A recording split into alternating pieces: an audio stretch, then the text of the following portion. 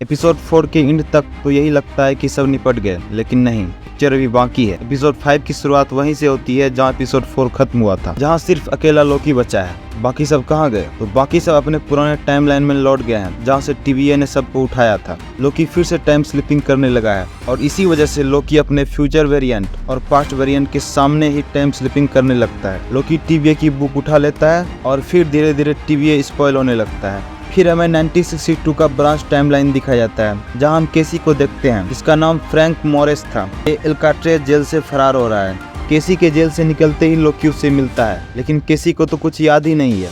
फिर 2012 में न्यूयॉर्क का टाइमलाइन दिखाया जाता है, जहां B-15 डॉक्टर है एक बच्चे का ट्रीटमेंट कर रही है। फाइनली मोबियस को दिखाया जाता है। शुरू से ही खास करके मोबियस की पिछली जिंदगी के बारे में बार बार उंगली की जा रही थी। मोबियस लोगों को जेट स्काई बेचने का काम करता है, पर सक्सेस नहीं हो पाता है। तो सिंपल वे में लोकी टाइम स्लिपिंग करके हर किसी के टाइमलाइन में जाता है, लेकिन लोकी को कोई जानता नहीं है। इसी वजह से लोकी किसी को कन्विंस नहीं कर पाता, क्योंकि सबकी मेमोरी इरेज हो गई है।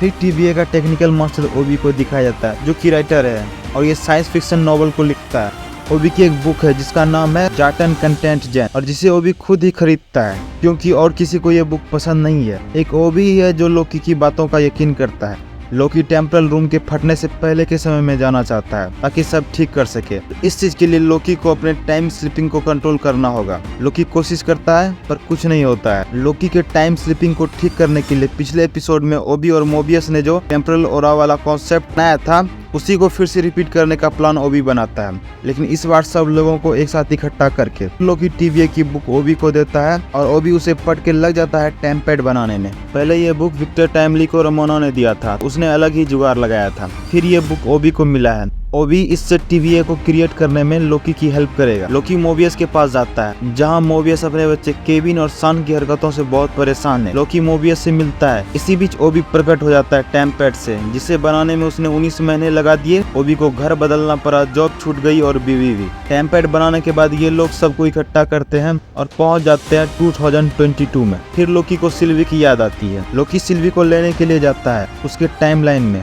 सिल्वी लोकी को पहचान लेती है, क्योंकि सिल्वी भी तो लोकी का ही वेरिएंट है ना। फिर ये लोग पब जाते हैं, जहाँ सिल्वी अपना वही राग अलापने लगती है जो हमेशा से गाती है, मेरी जिंदगी मेरी जिंदगी।